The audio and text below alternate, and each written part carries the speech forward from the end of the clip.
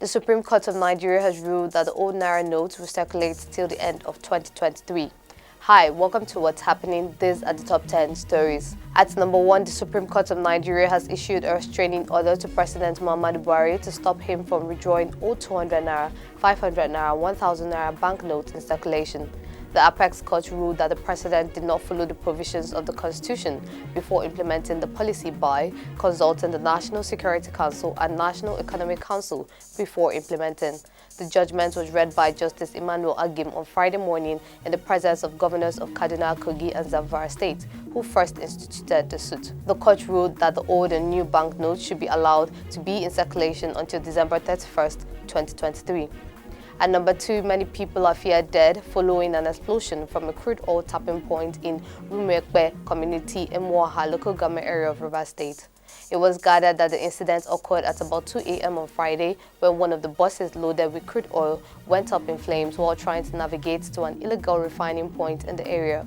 The spokesperson of the State Police Command, Grace Iringekoko, confirmed, adding that 12 persons died as of the time of filing this report. She said preliminary investigation indicated that the victims were scooping crude product when the site caught fire. At number 3, Adamawa, Akwa Ibom, Bayelsa, Delta, Edo and Sokoto states have dragged the federal government before the Supreme Court over the conduct of the February 25, 2023 presidential and National Assembly elections. The suit filed by the Attorneys General of the 6 states has the Attorney General of the Federation as sole respondent.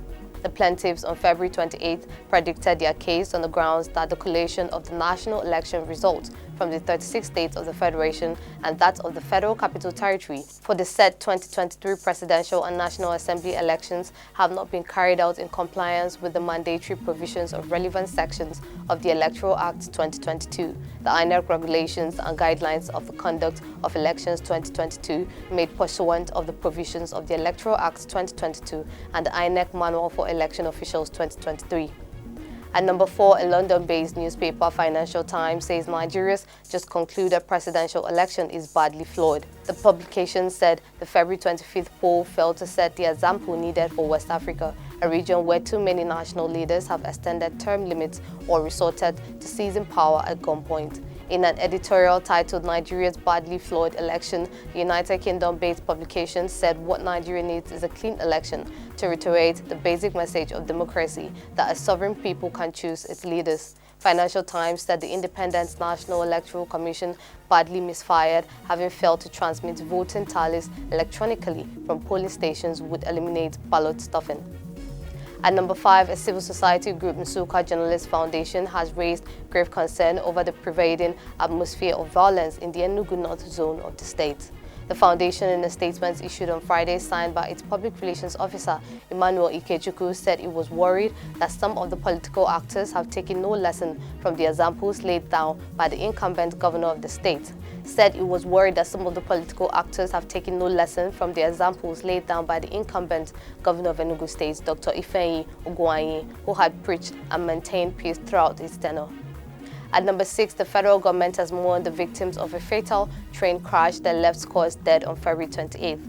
According to reports, no fewer than 38 people were killed when a passenger train carrying more than 350 people collided with a freight train on Tuesday shortly before midnight in Tempe, near the city of Larissa. The Greek Fire Service said 57 people were being treated for their injuries in the hospital, with 6 in intensive care units. In a statement on Friday, the spokesperson of the Ministry of Foreign Affairs, Francisca Omayuli, extended the Nigerian government's condolence to the Greek government and people. At number 7, President Muhammadu Buhari inaugurated 700 Ashok Leyland troops carrying vehicles for the armed forces of Nigeria on Friday.